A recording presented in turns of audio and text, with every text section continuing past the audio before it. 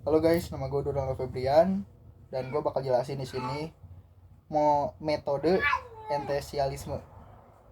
Nah, langsung aja ya, gue sibuk anjay. Jadi di sini tuh kita butuh dua. Di sini tuh butuh wadah sama otak. Di sini butuh rasional.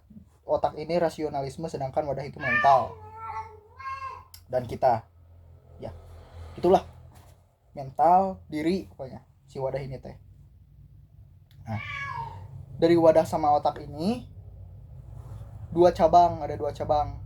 Si otak ini ada logika dan si wadah ini membuat sebuah karakter, tapi si otak ini juga berpartisipasi dalam pembuatan karakter. Kita jelasin logika aja dulu ya. Nah, si logika ini tuh bakal mantau si karakter, mantau doang dia, mantau cerita, mantau perasaan gimana. Jadi si otak ini tuh bagian apa ya, pengawas lah, sebutannya pengawas. Jadi si otak ini mengawasi bagaimana sih si karakter ini tuh. Takutnya si karakter ini tuh mengambil alih diri kita, mengambil alih pikiran kita, tidak bisa membedakan realitas dan apa? Realitas dan apa sih? Itulah pokoknya, cowok. Realitas sama itu. Lupa gua. Nah, kita balik ke si karakter. Ke si karakter. Ini karakter ya. Karena si ini udah dijelasin tadi. Aduh. Karena si logika udah dijelasin tadi ya. Nah, sekarang ke karakter. Dari karakter ini muncul dua hal, cerita sama hati. Si karakter ini tuh dia bikin karya dari hati ya. Dia nyebut semuanya, ceritain dari hati tuh berbuah cerita gitu, cok. Jadi itu tuh kayak si karakter tuh dicerita ke hati itu berputar-putar gitu loh. Itu.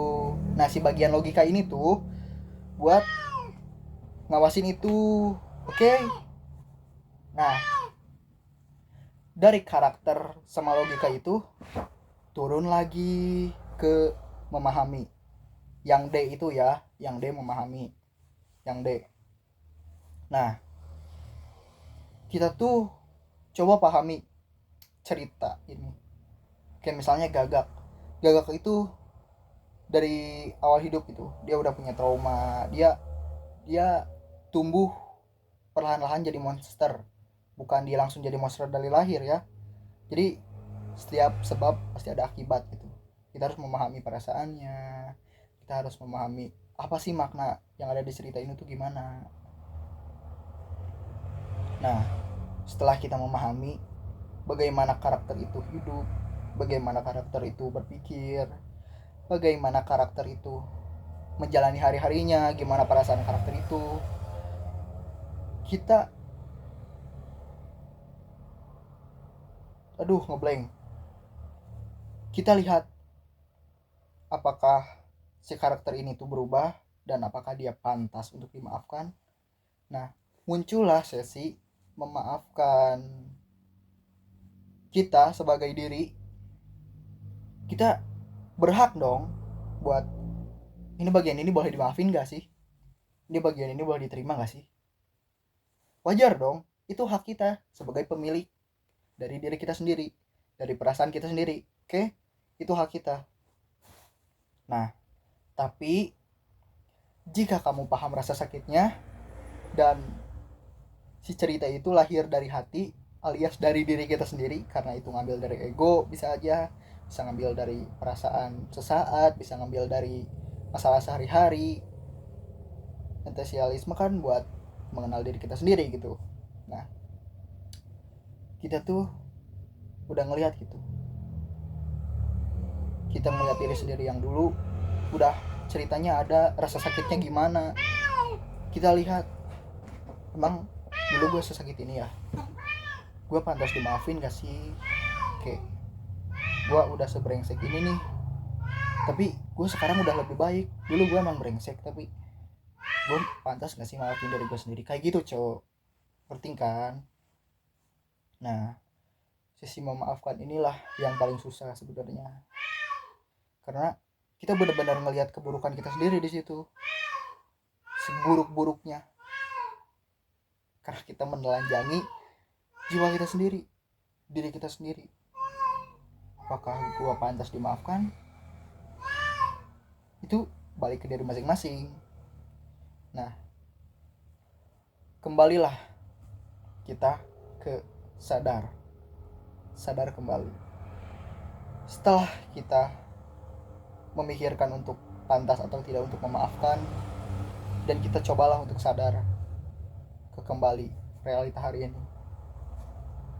Oh, berarti dulu tuh gua kayak gitu ya, gua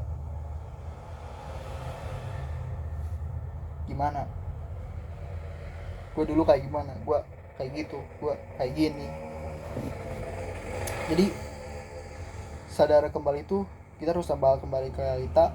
Setelah melihat masa lalu, kita kembali ke realita. Gimana sih sekarang? Apakah gue lebih baik? Apakah diri gue yang saat ini lebih baik dari kemarin?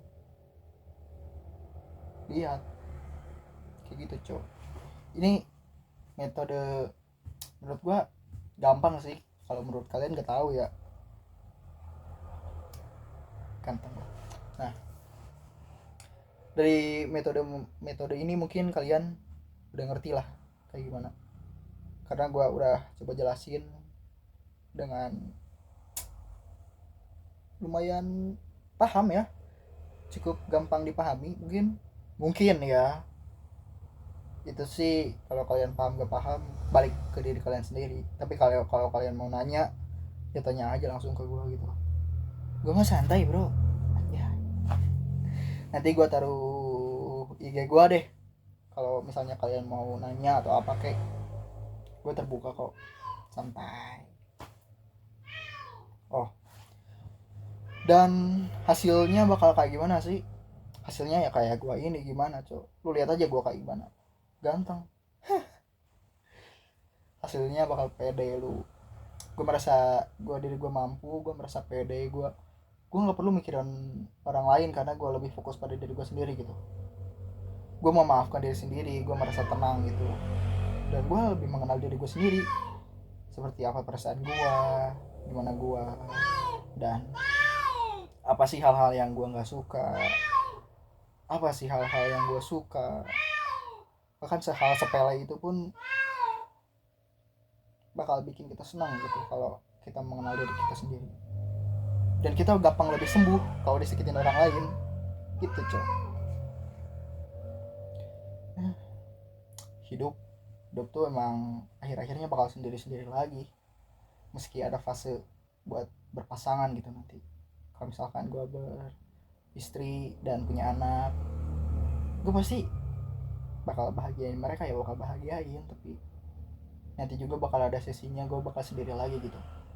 Jadi bagaimana kalau kita coba mau memaafkan diri kita sendiri sekarang dan lebih baik buat masa depan. Setidaknya kita sehat lah, sehat buat orang lain gitu. Ya udah sih gitu doang sih.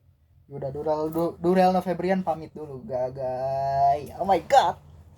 Udah sih, dadah.